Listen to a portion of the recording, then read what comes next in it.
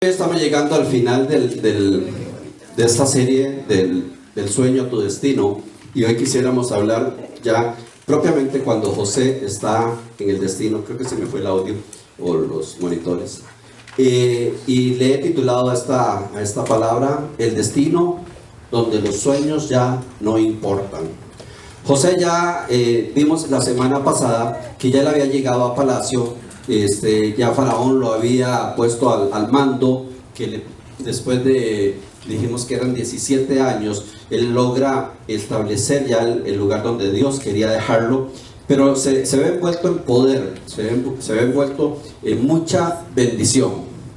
Y la verdad es que la mucha bendición no todo el mundo la soporta, porque cuando nosotros necesitamos mucho, buscamos mucho de Dios. Pero muchas veces cuando tenemos mucho nos olvidamos de Dios. Y hemos visto tanta gente que por la bendición tan grande que Dios le dio, se apartaron de Dios. Ya por la bendición tan grande que tienen, ya no van a la iglesia. Ya por la bendición tan grande que tienen, ya no sirven a Dios. Y que para nosotros llegar a tener ese nivel de poder sostener la bendición de Dios, necesitamos desarrollar carácter. Y el carácter es esa autodeterminación, esa autodecisión, esa claridad de quiénes somos y para dónde vamos. José se ve envuelto en poder, en fama y en gloria. ¿Se acuerdan de ese pobre muchacho que le había ido mal? En todo le había ido mal. De un momento a otro, recuerden que él estaba en Egipto, y en Egipto a los faraones se les consideraba divinidades, se les consideraban dioses. Y José llega a ser el segundo del faraón. Entonces a él se le admira prácticamente como un dios. Nadie puede hablarle viéndole a los ojos. Tienen que arrodillarse. Cuando el carro de él va en la calle, van gritando que ahí va José, para que la gente suelte todo lo que tiene en la mano y le honre. Vea, ese tipo de cosas no deben ser fáciles de sostener para un ser humano. Pero Dios lo preparó, y las preparaciones son muy duras y muy feas. Si Dios tiene un plan para tu vida de ponerte en un sitio de honra, te va a tener que pasar por fuego, porque el fuego purifica. Y hemos visto tanta gente que apenas logra tener un poquito de la bendición de Dios, cambian. Pero hoy estamos hablando de un hombre que llegó hasta el final y se logra sostener, y comienza a ver de un momento a otro que todos los sueños que tuvo de niño se están cumpliendo. Y vamos a leer en Génesis 45:4. Dice: pero José les dijo, estaba hablando con sus hermanos: por favor, acérquense a mí. Cuando ellos se acercaron, él les dijo: yo soy tu hermano José, el que ustedes vendieron a Egipto. Pero por favor no se aflijan ni se enojen con ustedes mismos por haberme vendido, pues Dios me mandó antes que ustedes para salvar vidas. Ya van 2 años de hambre en el país, y todavía durante 5 años más no se cosechará nada, aunque se siembre. Pero Dios me envió antes que a ustedes para hacer que les queden descendientes sobre la tierra, y para salvarles la vida de una manera extraordinaria. Así que fue Dios quien me mandó a este lugar y no ustedes. Él me ha puesto como consejero del faraón y amo de toda la casa, y como gobernador de todo Egipto. En el momento donde José está diciendo eso, tiene 37 años y medio. Él recibió los sueños a los 17 años, o sea, han pasado 20 años. Decíamos al principio de esta serie, cuando recibimos un sueño, cuando tenemos un sueño y sentimos que es de parte de Dios, a veces queremos que ya a la otra semana se realice. Cuando hemos recibido una palabra de parte de Dios sobre algo que Dios quiere hacer con nosotros, y pasa 1 mes, 2 meses, ya decimos: no, seguro eran mentiras. Más bien, después de que me dieron la palabra, todo me comenzó a salir mal. Después de que Dios puso ese sueño en mí, todo se me complicó. Vean la fe de este hombre, que pasan años y años de que sale de una y se mete en otra, y sale de una y se mete en otro. Pero José sostiene su fe, y él dice: el que me dio los sueños va a hacer que se realicen. Acuérdese que los sueños son las motivaciones que Dios pone en nosotros para llegar a ser un propósito que Él tiene. El sueño no es la razón de ser de nuestra vida. La razón de ser de José no era estar sentado en un trono para que todo el mundo le adorara. Ese era el sueño, ese era el motivante, eso era lo que Dios le decía que iba a llegar, pero su destino era otro. ¿Y cuál era el propósito de José? ¿Cuál era el propósito desde que Dios escoge a este muchacho? Y en Génesis 47 podemos ver una parte de eso. Dice: entonces Faraón le dijo a José: tu padre y tus hermanos han venido a reunirse contigo. La tierra de Egipto está a su disposición, y dales la región de Gosén, que es la mejor del país, para que se queden a vivir allí. Y si sabes que entre ellos hay hombres capaces, ponlos a cargo de mi ganado.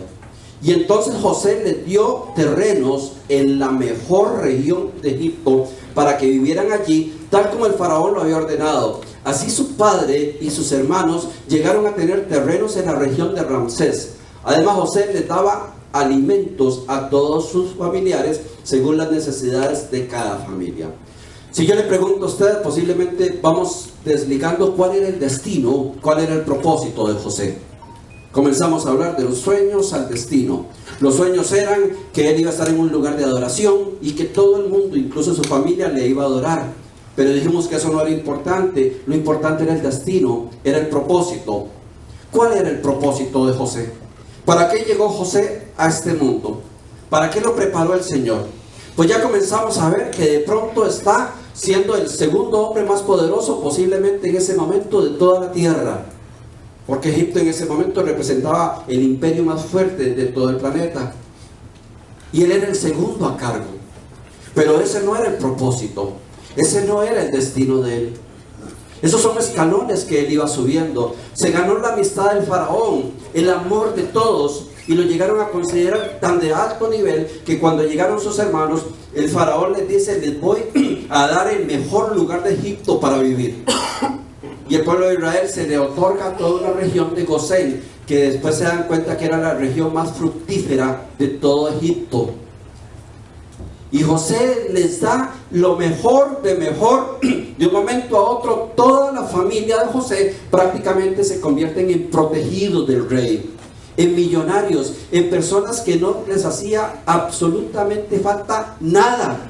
Pero ¿será ese el propósito de José? ¿Será que él vino para eso? Pues ve cómo lo vamos componiendo. Dice Génesis 50: cuando mi padre estaba por morir, me hizo jurar. Acaba de morir el padre de José y él está hablando con Faraón para ponerlos en el contexto. Dice: cuando mi padre estaba por morir, me hizo jurarle que yo lo enterraría en el sepulcro que él mismo se preparó y que está en la tierra de Canaán. Así que yo le ruego me permita ir a enterrar a mi padre. Una vez que lo haya enterrado, regresaré. Y el faraón contestó: ven a enterrar a tu padre, ve a enterrar a tu padre tal como él te lo pidió. José fue a enterrar a su padre y lo acompañaron todos los funcionarios que tenían autoridad en el palacio de Faraón y en Egipto. Yo quiero que usted en este momento haga una síntesis grande de todo lo que hemos hablado. Y ya de pronto está José en su propósito. Ya está viviendo, ya es millonario, ya tiene poder, se ha traído a toda la familia, les han dado las mejores tierras. Y de un momento a otro su padre muere, pero su padre había pedido una especialidad. Yo quiero ser enterrado en la tierra de Canaán, en la tierra donde provenían ellos. Y José le habla al faraón y le dice: mi papá me pidió que por favor lo lleváramos a Canaán en el momento que él muriera. Nos daría permiso. Y no solo lo envían a Canaán, sino que hacen todo un desfile donde dice que todos quienes tenían autoridad en Egipto fueron al entierro. Y aquí hay dos cosas completamente importantes y necesarias que nosotros podemos entender del verdadero propósito de este hombre. El verdadero propósito de José era instalar la nación de Israel. Jacob es el padre de Israel, es el patriarca. Su nombre de Jacob fue cambiado por Israel. Pero no tenían tierra, no eran una nación, eran una simple familia. Y Dios tenía el propósito de levantar su nación en la tierra.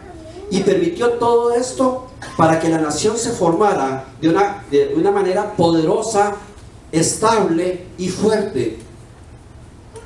Y la forma que Dios escogió era que la nación quedara dentro y protegida por la mayor potencia mundial que había en ese momento, Egipto.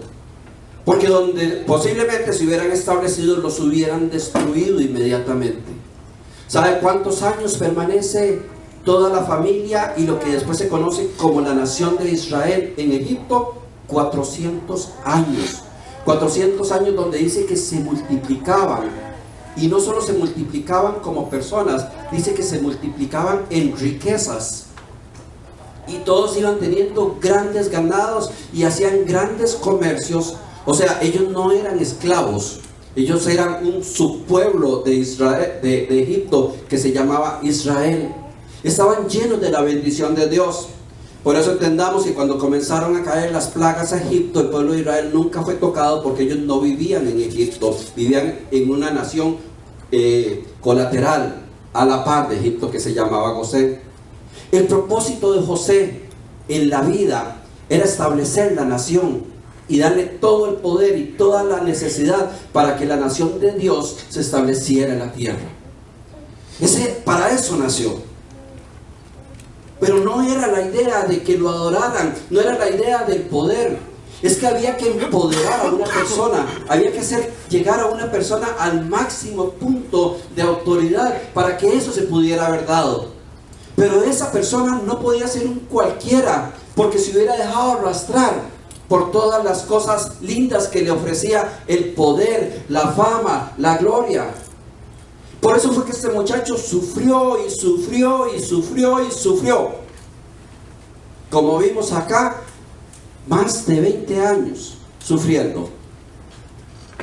Por eso si usted dice, yo no sé por qué a mí todo me sale mal, a lo mejor es que hay un gran propósito en tu vida. Lo que pasa es que uno quiere salir rápido. Y como fuimos viendo, en cada una de las pruebas nos podemos quedar pegados. Y muchos mueren quedando pegados en la prueba del pozo, el lugar donde le echamos a todo el mundo las culpas de lo que nos ha pasado. Otros mueren en palacio, en el lugar donde llegaron simplemente transitoriamente, pero se sintieron cómodos y se olvidaron del propósito. Otros mueren en el orgullo, donde el orgullo nunca les permitió cerrar su boca y aceptar la voluntad de Dios. Y sus sueños y sus planes fueron mayores que esos. Otros mueren en la pureza porque no logran contener y ser fiel a Dios en los momentos que todo nos sale bien, en los momentos que estamos siendo fructíferos. Recuerde que decíamos que nos prueba más el éxito que el fracaso, porque nosotros fracasamos y corremos a Dios. Tenemos crisis y corremos a Dios. Recuerdo en mi país que había muchos temblores. Y siempre después de un temblor el domingo no cabía la gente en la iglesia. Y entre más grande el temblor, más visita llevaban.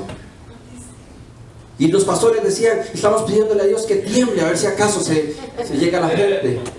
Pero cuando no habían temblores y pagaban los aguinaldos, pagaban los salarios extras, la gente no llegaba a la iglesia, porque tenían tanto que disfrutar, tenían tanto que hacer, que se les olvidaba de Dios. Por eso es que el éxito nos va a probar más que el fracaso. Y por eso es que los verdaderos cristianos los vemos cuando comienza Dios a bendecirlos y comienzan a dar muestras de bendición. Dice, este hombre está dando pasos correctos. Este hombre entre más tiene, más honra a Dios, más se compromete con Dios, más trabaja para Dios. Pero ¿cuántos no se han quedado simplemente con la bendición de Dios y se les olvidó el Dios que se los dio? Entonces el propósito de José es establecer la nación de Israel, darle tierra, darle cuerpo, darle estructura, darle dinero, darle todo para que la nación de Israel fuera establecida en el mundo. No existían antes. Para eso nació. Pero inmediatamente Dios permite que suceda algo excepcional, y es la muerte de su padre, la muerte de Jacob. Y Jacob, no se sabe por qué, dejó en su testamento, quiero que me entierren en la tierra de Canaán. Y se van hasta Canaán. Y los que conocen la historia saben que cuando Dios libera al pueblo de Egipto, ¿para dónde van? para Canaán. Y se prepara una gran tumba y se prepara todo un desfile del ejército de los egipcios para ir y poner el sello de que ahí se siembra la tierra. El margen territorial de Israel que existe hasta el día de hoy se definió en ese momento. Dios no hace casualidades. Todos los pleitos y las guerras del Medio Oriente es peleándose ese pedacito de lugar donde enterraron al papá de José. Eso me apasiona, porque me enseña cómo sostenerme y cómo confiar en los propósitos de Dios, cómo llegar a creer en los propósitos de Dios. Nosotros nos perdemos y vemos tanta gente que muere sin el verdadero propósito, y uno dice, qué pena, porque nadie vino a este mundo por nada. Si Dios permitió que vinieras a este mundo, era porque tenía un plan para tu vida. Nadie fue un accidente genético. Nadie fue el producto de unas malas cuentas de los padres. Usted está acá porque Dios puso vida en ese embrión. Y según el Salmo 39, el día que puso vida en ese embrión, definió toda tu historia, todo tu propósito. Lo que cuesta llegar, lo que cuesta saber que hay que perseverar. Yo creo que José tuvo motivos suficientes para devolverse, pero motivos suficientes. Porque era un muchacho bueno, porque lo único que hacía era ayudarle a su padre, porque era decente, porque era trabajador, porque era esforzado. Y de un momento a otro lo tratan de matar sus hermanos, lo tiran, lo tratan de asesinar. De un momento a otro lo venden como un animal y lo ponen en una plaza vendiéndolo. Y lo exhiben y lo compran como un esclavo y lo ponen de sirviente. El chico ese que posiblemente vivía bajo la protección y nunca ni siquiera había lavado un trasto, ahora tenía que limpiar los baños y los interiores de la casa del Potifar. Por circunstancias de la vida que él no tuvo la culpa, es acusado de abuso sexual. Y lo meten a la cárcel a como entra un acusado de abuso sexual. Bajo la vergüenza pública, bajo el reproche hasta de los mismos presos. ¿No tenía este muchacho un montón de motivos para decir, no, ya la verdad es que mejor voy a ver qué hago?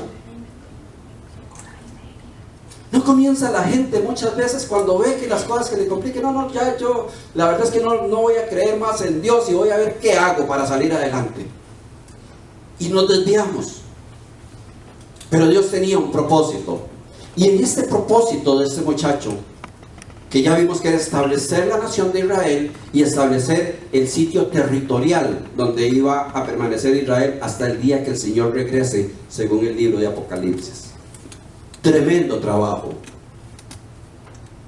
Yo me pregunto y le pregunto, ¿hubiéramos aguantado este proceso? ¿Hubiéramos realmente aguantado 20 años de que todo nos salía mal y mal y mal y desgracia tan desgracia? Bueno, pues José se enfrenta a la última prueba ya cuando está en este propósito, y es con sus benditos hermanos. Esos eran malos con M mayúscula, y esos eran los causantes prácticamente de cada una y todas las desgracias de lo que le había pasado a José. Y ahora estos muchachos le llegan y le aparecen de la nada, a sabiendas de los sueños y a sabiendo de todas las cosas que habían pasado. Pero como eran tan malos, ellos pensaban y dicen, mientras papá esté vivo, José no nos va a hacer nada malo. Pero ¿qué pasará con nosotros el día que papá se muera? Porque nosotros le desgraciamos la vida a este muchacho. Entonces forman un plan, de los planes que formaban esa docena de hermanos.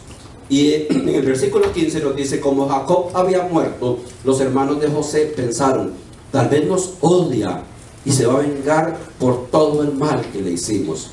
Entonces le mandaron a decir, antes de que tu padre muriera, nos ordenó que te dijéramos, por favor te pido que perdones la maldad y el pecado de tus hermanos que tan mal te trataron. Por eso te rogamos que perdones nuestra maldad, pues somos siervos de Dios del Dios de tu padre. Mientras los mensajeros le daban este mensaje, José lloraba. Entonces llegaron sus propios hermanos, se inclinaron delante de él hasta tocar el suelo con la frente y le dijeron: aquí nos tienes, somos tus esclavos. Pero José les contestó: no tengan miedo, yo no puedo ponerme en el lugar de Dios.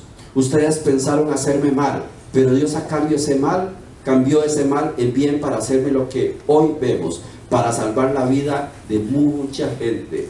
Así que no tengan miedo, yo les daré de comer a ustedes y a sus hijos. Y así José los tranquilizó, pues le habló con mucho cariño. Qué tremenda lección, ¿verdad? Y qué bandidos eran los hermanos. Le llegaron con ese cuento. Y me llama mucho la atención que dice que mientras ellos hablaban, José lloraba. Mientras les estaba oyendo esa historia, José lloraba. ¿Y saben por qué es el llanto de José? El llanto de José dice: ¿cómo es posible que todo lo que ha pasado y ellos sigan siendo exactamente las mismas personas? Los recibí, les di tierra, les he dado todo, ya tienen propiedades, ya habían pasado bastantes años ahí. Y José lloraba porque dice: ¿cómo es posible que ellos sigan siendo exactamente los mismos? ¿Cómo es que no han cambiado? ¿Qué esperarán para cambiar algún día? ¿Por qué me vienen con estas mentiras si no es necesario? Y les da una reprimenda. Y cuando les está dando la reprimenda, les dice: vea, olvídense, si ustedes no fueron los que me enviaron acá, fue Dios. Ustedes fueron un instrumento de Dios. Yo ya superé todo eso. José tenía muchas cosas por el cual guardar resentimiento con sus hermanos, porque lo vendieron como un animalito, porque alteraron completamente su paz, su tranquilidad y su vida, porque en ese tránsito de tiempo murió su madre y él no tuvo la oportunidad ni siquiera de estar cerca en el tiempo que la mamá había puesto, que su papá lloraba todo el tiempo y todos los días pensando en él. Saber el montón de tristezas que se le venían. No sé si a ti en algún momento te han hecho un daño muy grande y de un momento a otro como que lo traiciona la mente y uno comienza a pensar y a navegar en ese daño y uno dice: si eso no hubiera pasado, si no hubiera hecho eso, y es un remordimiento. José se enfrenta en este momento a la prueba del perdón, que es la única que lo puede dejar en paz, y nos demuestra un hombre con el corazón correcto y decir: sí, malos como no hay otro, pero si yo no los perdono, yo no cumplo mi propósito. Tengo que darles la tierra, tengo que bendecirlos. ¿Sabe cuál es el perdón que más cuesta aplicar? Cuando tienes que perdonar al que no se arrepiente. Ese es el difícil.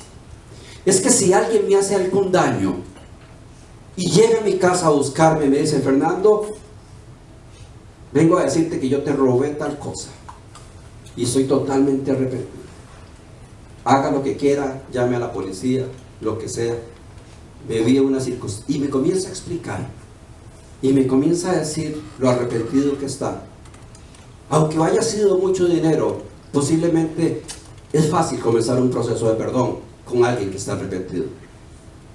Pero cuando alguien te ha hecho mal y se anda mofando de lo que te hizo, y pasan años y se ríe de lo que te hizo, o disfruta de lo que te quitó, o sigue haciéndolo, oh, ¿cómo cuesta ese perdón? Porque cuando a uno le hacen algo malo, la propia naturaleza nuestra está esperando como que le paguen de alguna forma. Está esperando de alguna manera algún día recibir una mala noticia.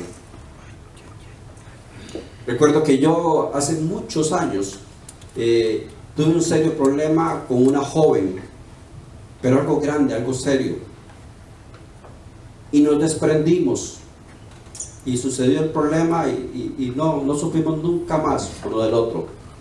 Tal vez pasaron unos 25, 30 años después. Y un día recibí un correo electrónico, ni me acordaba yo prácticamente quién era.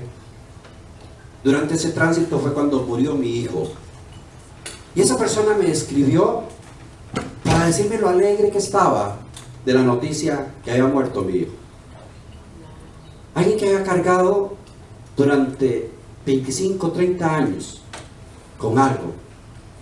Y durante todo ese tiempo, seguro vivió esperándose, algún día le va a pasar algo. Algún día. Y a veces incluimos a Dios dentro de esas peticiones. Yo sé que el Señor algún día le va a dar lo que merece. Yo sé que el destino le va a dar lo que merece. Yo recuerdo que yo leí ese correo y nada más contesté, digo, bueno, pues si eso te hace sentir bien, cuánto me alegro. Espero que a partir de hoy tengas paz en tu corazón. Y se me olvidó hasta el nombre. ¿Cómo cuesta perdonar al que no se arrepiente? ¿Cómo vivimos muchas veces esperando que le pase algo malo al que nos hizo el daño? Es que no, el juicio de Dios viene. Yo recuerdo que yo fui criado en una iglesia bastante legalista y le enseñaban muchas cosas. Terrible cosa es caer en manos de un Dios vivo, le decían a uno cuando hacía algo malo. Espérese que Dios es lento para la ira, ¿verdad? Pero que la tiene, la tiene. Y nosotros le deseamos maldición a la gente. Y esperamos que algún momento en la vida ver a esa persona que tanto daño nos hizo, inconscientemente estamos esperando verla en una desgracia para sentirnos saldados. Y cuando escuchamos una noticia de esa persona, pero la noticia no es mala y no es buena, hasta que se nos revuelve el estómago. Y uno dice, Señor, ¿qué estás esperando?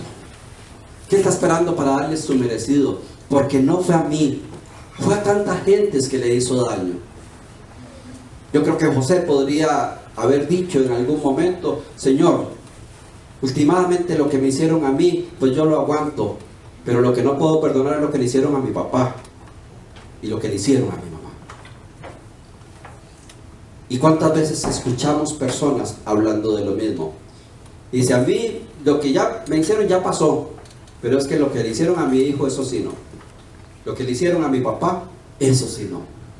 Y guardamos en un lugar muy especial de nuestro corazón un resentimiento que no soltamos. Esos muchachos estaban, pero asustados. Dicen, nos ha ido muy, muy bien. Pero la misma maldad de ellos sabía que tarde o temprano, o les hacía pensar que tarde o temprano José les iba a decir, ok, vengan, tengamos una reunión, ahora sí no está papá. Vamos a sacar cuentas. Pero eran los mismos. Y José los ve y dice, son los mismos. No han cambiado ni un pelo. Pero tengo que perdonarlos. Hace unos años, estando acá en Oklahoma, nos vimos involucrados en una situación muy dura, muy difícil. Y hasta el día yo digo inocentemente. Y nos difamaron. Y comenzaron a hablar cosas privadas, malas, mentiras, barbaridades. Y comenzamos a tener una época terrible en Oklahoma. Habían personas que nos veían en los supermercados y se pasaban de pasillo. Personas que eran nuestros amigos, que nos borraron de todo donde tenía amigos uno. Personas que les llamó uno sin saber de que ya no eran amigos de uno por algo y no le contestaban el teléfono. Nos desgraciaron la vida. Nos desgraciaron la vida. Y yo recuerdo que fue tanto, dice que llega tanto el agua al cántaro que lo revienta. Fue tanto y fue un escándalo que se nos hizo y todo era tan injusto, pues que de alguna manera decidimos pues llevar el asunto a un nivel donde pudiéramos defendernos, pues porque también tenemos derecho a defendernos. Pablo lo hizo Jesús, nos enseñan a defendernos. Y nos fuimos y llamamos a los superiores de estas personas. y tuvimos una fuerte reunión donde aclaramos todos los puntos, a tal grado que los superiores de ellos dijeron: ustedes tienen toda la razón. Denos una semana y díganos qué quieren ustedes. Cuando a mí me dijeron: díganos qué quieren, yo me sentí tan emocionado. Y no tuve que improvisar porque ya traía una hoja con todo lo que quería.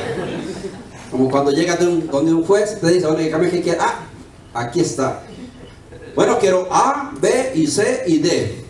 Y una F pequeñita, ¿verdad? De Fernando. Y planteamos lo que nosotros pensábamos que era justo. Pero recuerdo que después de salir de la reunión, yo me monté con mi esposa en el carro, y cuando íbamos para la casa, yo sentía algo feo dentro de mí. Yo decía: qué triunfo, pero como que no lo celebraba. Qué rico, ¿verdad? Como se veían ahí. Qué bien como los pusimos. Nos dieron toda la razón. Uy, yo sueño con ese día que van a tener que pedir perdón públicamente. Yo venía emocionado, pero dentro de mi emoción, triste, con algo dentro de mi corazón que no nos hacía disfrutar del triunfo. Recuerdo que paradójicamente yo salía en esa semana del país y tenía que dar un seminario, y el seminario tenía que ver con el perdón. Entonces, cuando iba en el avión, yo iba leyendo la historia de José, y por primera vez encontré la historia de José, a José llorando en esa situación, y sentí como el impulso de Dios tan fuerte dentro de mí, y me quedé clavado en ese versículo, y comencé a pensar: qué difícil es perdonar a quien no se arrepiente. Porque durante toda la sesión de más de 2 horas no hubo una muestra de arrepentimiento. Muestras de defensas, de ataques y de todo menos arrepentimiento. Posiblemente si hubieran arrepentido en ese momento y un abrazo, salda todo. Lo que estaban eran asustados, pero no arrepentidos. ¿Sabe cuál es la diferencia de esa, verdad? Usted va persiguiendo a una persona y usted le va disparando, y esa persona te va disparando a ti. Y está tratando de matarte, pero de un momento a otro a esa persona se le acaban las balas. Entonces se devuelve y se arrolla: ay, perdón, perdón. No, no está arrepentido, está asustado porque se quedó sin balas. Entonces ellos se asustaron, pero no se arrepintieron. Pero cuando yo comienzo a leer, yo digo: qué difícil es perdonar al que te ha hecho tanto daño y no se arrepiente. Qué difícil que es. Y comencé a sentir una fuerte presión en mi corazón, y sé que era Dios. Me dice: no vayas a ese seminario a hablar de perdón si no lo aplicas en tu vida. Es hora de perdonar. Señor, pero es que los tengo en la mano, nada más apretar un poquito. Es hora de soltarlos. Es el verdadero perdón. Y recuerdo que ahí mismo en el avión, digo, con razón no me sentía contento, y comencé a tomar la decisión de perdonar. Y llegué a San José y llamé a Mayra. Le dije: Mayra, me pasó esta experiencia así, así, así. Y yo creo que es hora de perdonar, y no ser nosotros los que nos cobremos el juicio de esto. Dios sabe. Y por supuesto Mayra y su buen corazón me dijo: pues estoy totalmente de acuerdo. Esa noche le escribí a los superiores de esas personas un correo y le dije: pues habíamos tomado la decisión de perdonar a estas personas y que no queríamos nada a cambio. La historia va bien, porque yo en mi corazón, yo digo: no lo voy a enjuiciar yo, que los enjuicie Dios. Pero pasó un año y no los enjuiciaba Dios. Yo lloraba: Señor, ¿te acordás, verdad? Que no son. Y pasaron 2 años y más bien estaba mejor. Y no solo eso, la habían vuelto a hacer. Nos habían vuelto a hacer problemas. Y pasaron 3 años. Y yo hablando con Dios, digo, Señor, pero la verdad se me va a olvidar. Si yo hubiera sabido que usted no iba a hacer nada, yo lo arreglo eso. ¿Por qué no me aclaraste el asunto? Yo eso lo hubiera arreglado. ¿Sabe qué encuentra uno en su corazón? Ese anhelo y deseo de venganza. Está muy escondido, está muy disfrazado, está a veces muy cristianizado, que sea Dios, pero está la ilusión de uno de ver a quien te dañó sufriendo, y está ese sueñito escondido, y uno dice, yo no le deseo mal, pero que le toca, le toca, y es que ahí es la ilusión, pero que le toque rápido, ¿verdad? Que se lo hagan rápido. El perdonar no es sencillo. El perdonar no es tan fácil. Es más fácil decirlo, pero no es sencillo. Pero se puede. Y José lo demuestra a lo grande. José lo demuestra con estos muchachos. Cuando lloran, tranquilos. Ustedes no saben que eso era parte del propósito de Dios. Yo cuando estoy hoy en este ministerio, cuando estoy trabajando para la gloria de Dios, cuando estoy rodeado de gente linda que amo, cuando veo lo que podemos hacer por los demás, yo digo, eso que me hicieron era necesario para mi vida. Eso destruyó tantas cosas en mi corazón. No lo aprendí en un mes, lo aprendí como en 4 o 5 años, pero era necesario. Si no, no estuviéramos acá. Si no, no hubiera salido nunca de eso. Entonces se devuelve la palabra de Dios muy fuerte a los cristianos. Es que a los que amamos a Dios, todas las cosas nos son para bien. Entonces, aunque alguien haya decidido hacerte tu vida a pedazos y maldades y arruinarte y de todo, si tienes fe en Dios, es para bien. Vas a ver dentro de unos años que vas a estar hablando de eso en paz. Y al final fue muy duro, pero qué bueno que pasó. Yo hoy te puedo decir, Señor, te doy gracias por ese trago amargo, porque me hizo entender tantas cosas, porque me hizo valorar muchas cosas, porque me hizo saber actuar en otras formas.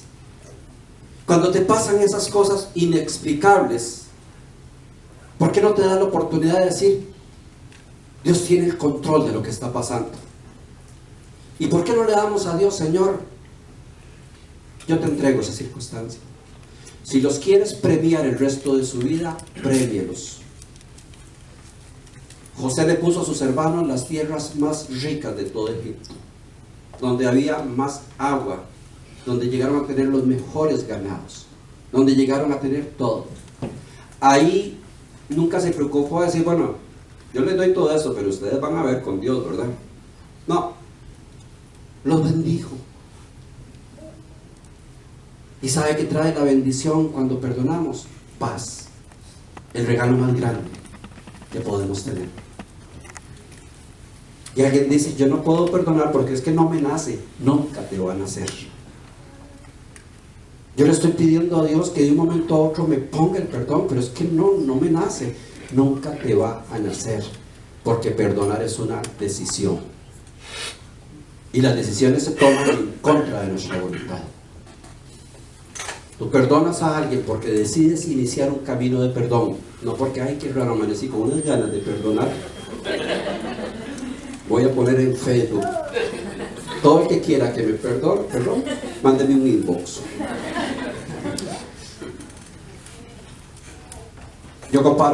Yo fumé durante muchos años, y cuando de pronto yo entendí que yo tenía que dejar de fumar, no era que tenía ganas de dejar de fumar, es que tomé la decisión de hacerlo.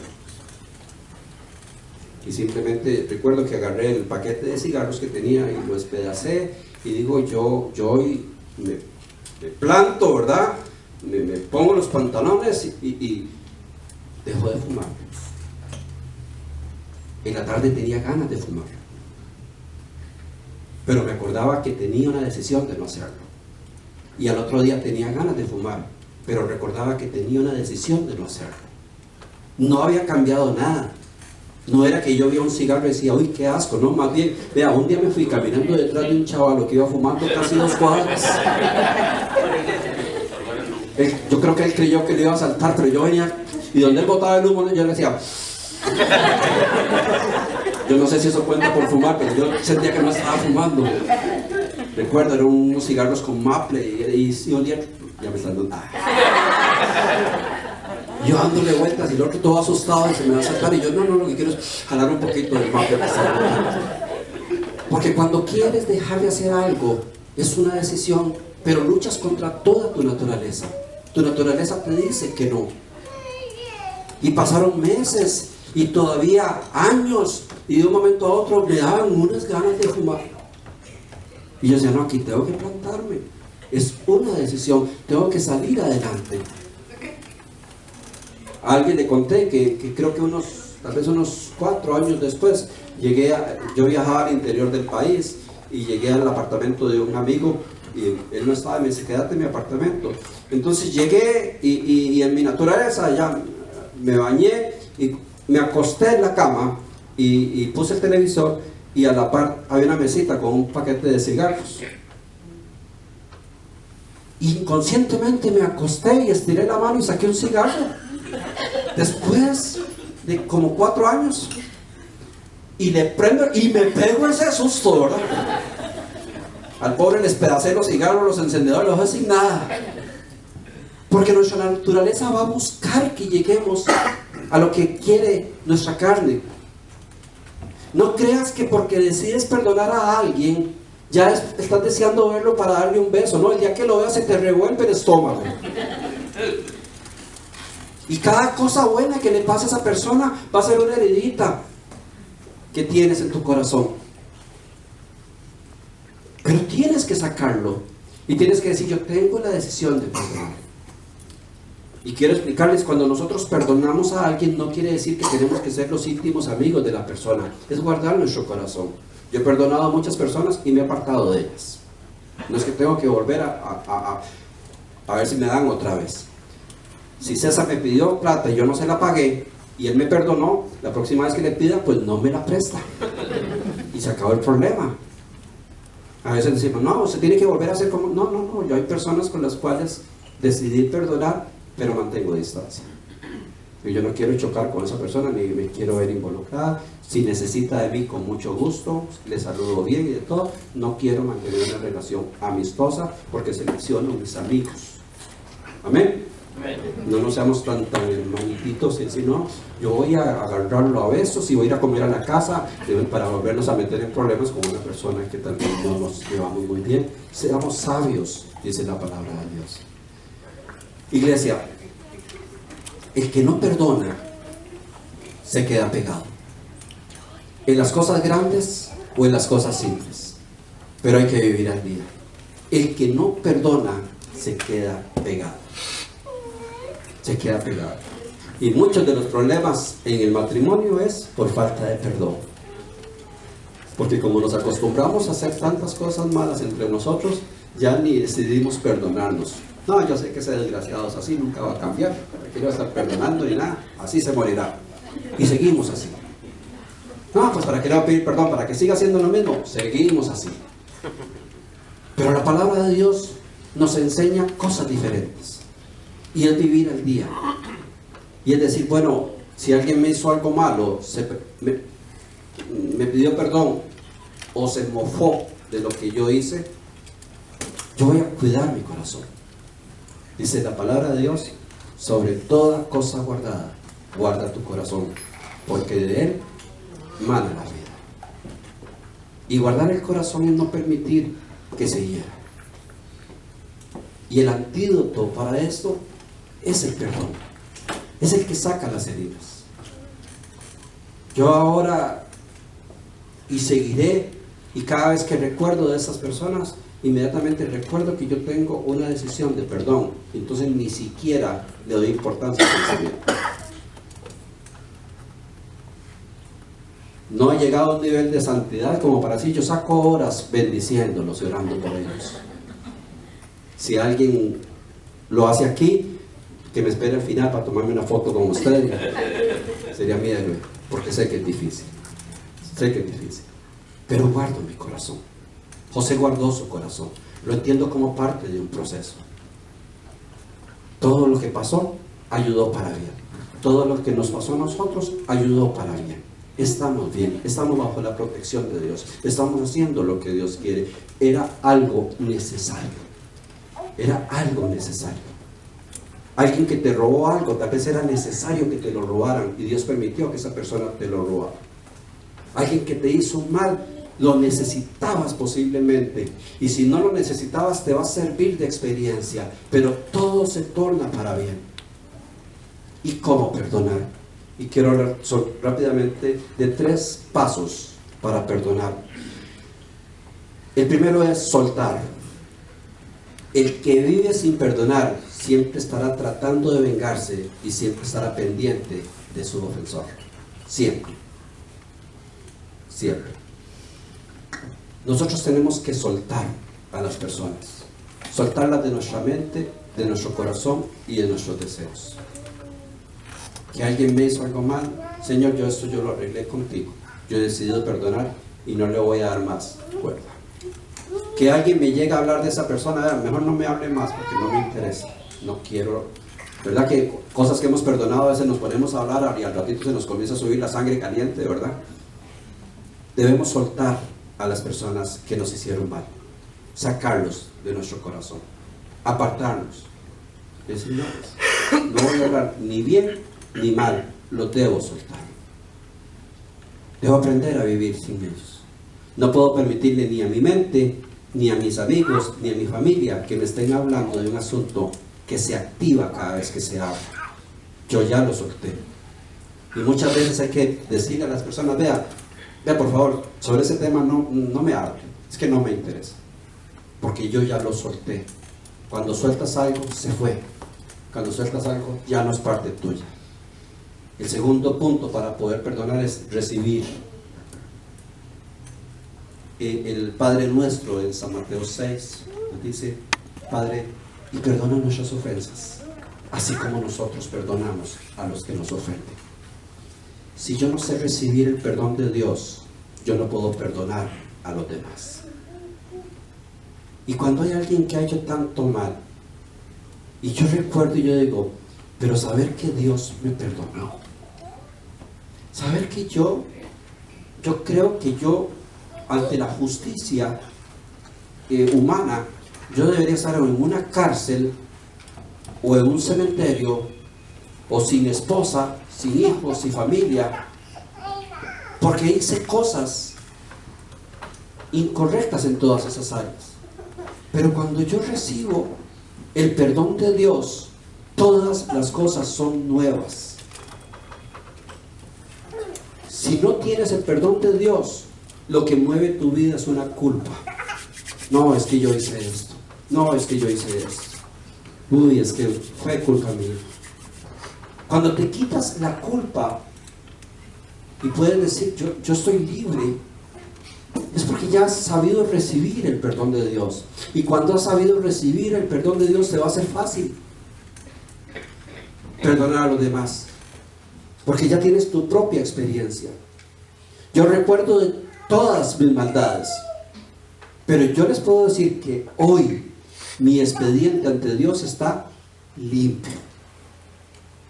Este hombre que ustedes ven aquí no ha hecho nada malo. Todo lo hizo el otro. Porque las cosas viejas pasaron y aquí yo he hecho todas completamente nuevas. Sí, ese era un borracho como Juan Charrasqueado, ¿verdad? Borracho, parrandero y jugado. Pero ese era el otro, este no, este es 100 puntos. Este es una belleza de hombre. Está redimido por la sangre de Cristo. Es limpio de Dios. Es un hombre de bien.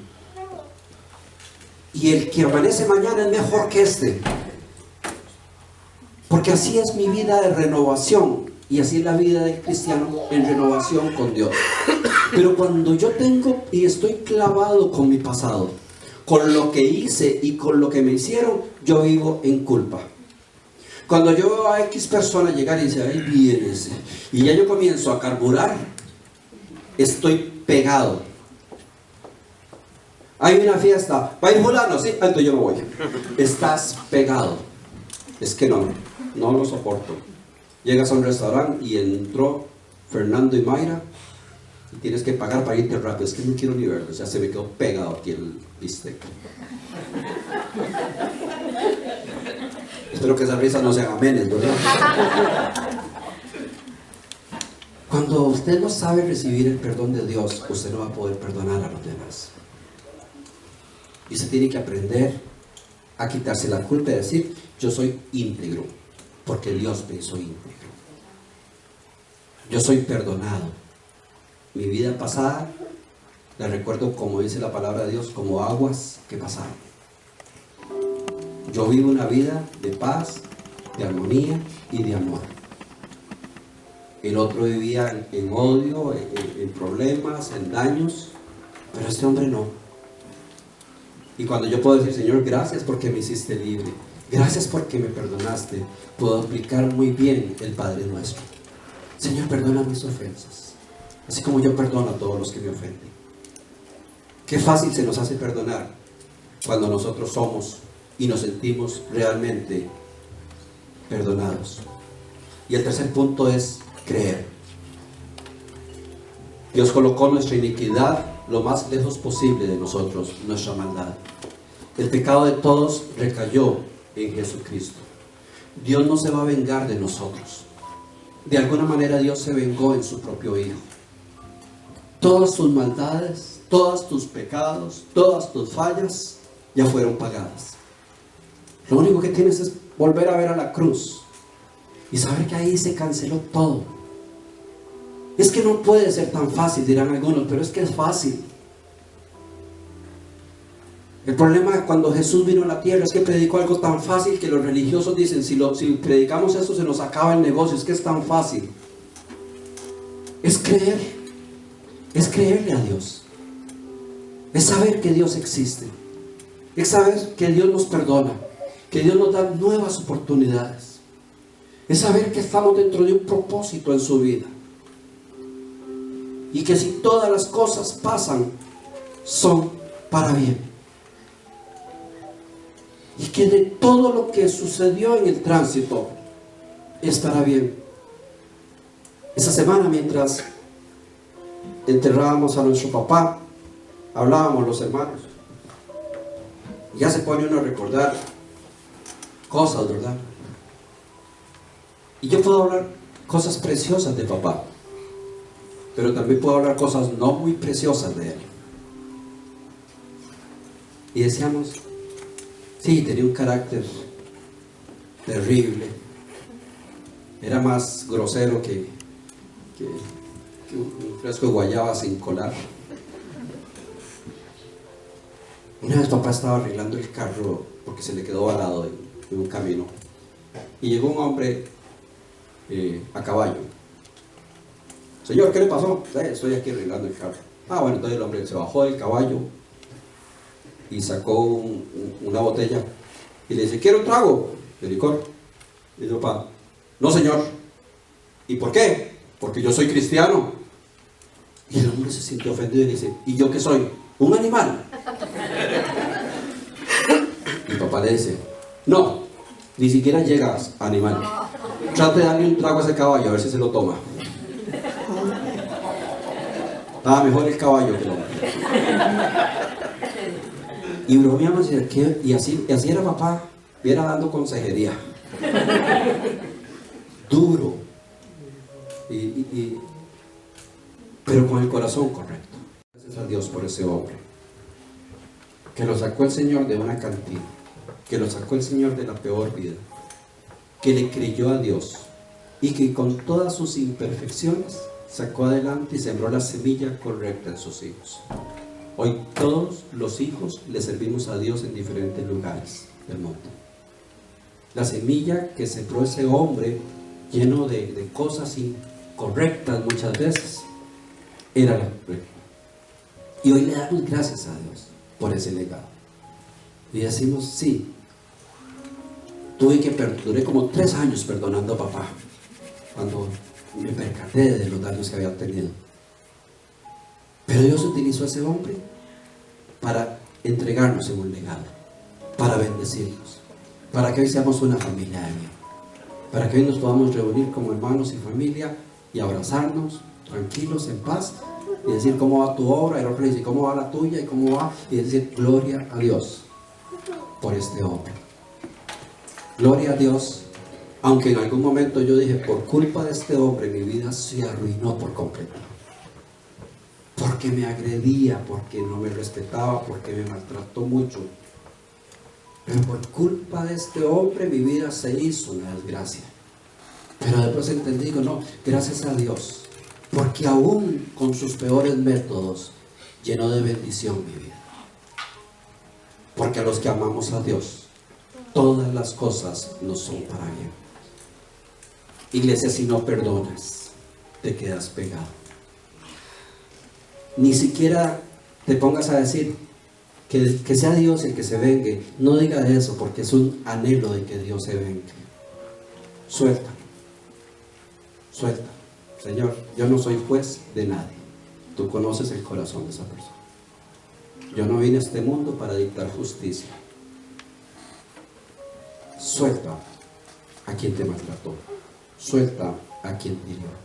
Recibe el perdón de Dios y cree que es posible. Y vive cada día en paz y tranquilo. Josué llegó de su sueño al destino. Y hoy podemos buscar en el mapa y encontrarnos dónde está la tumba de Jacob. ¿Dónde se sella esta historia hoy, tantos miles de años después, de lo que un muchacho lleno de sueños llegó a haber concluido, y un propósito que está en la palabra de Dios hasta el final del mundo? ¿Y qué tiene de diferente José a nosotros? Que entendió su destino, que entendió su propósito. A lo mejor la pregunta que te has hecho algunas veces, yo no sé ni cómo vine a parar a Oklahoma. Yo hoy te puedo decir, yo sí sé por qué viniste a parar a Oklahoma. Porque hay algo que Dios quiere que hagas aquí. Había algo que Dios quiere que conocieras acá. Aquí había cosas importantes, porque tu vida no está a la deriva, tu vida está dentro de un plan. Y si estás en Oklahoma, si estás en este lugar, es porque estaba escrito que tú tenías que estar acá. ¿Qué hizo José? Saber pasar cada uno de sus pruebas, creyéndole a Dios. Y decir, Señor, gracias. Gracias por la bendición del éxito, pero gracias por la bendición del dolor que me hizo crecer. Señor, gracias por mis enemigos, que me trataron de hacer tanto daño y me hicieron más fuerte. Gracias por los que me traicionaron, que me aprendí a ser más sabio con ellos.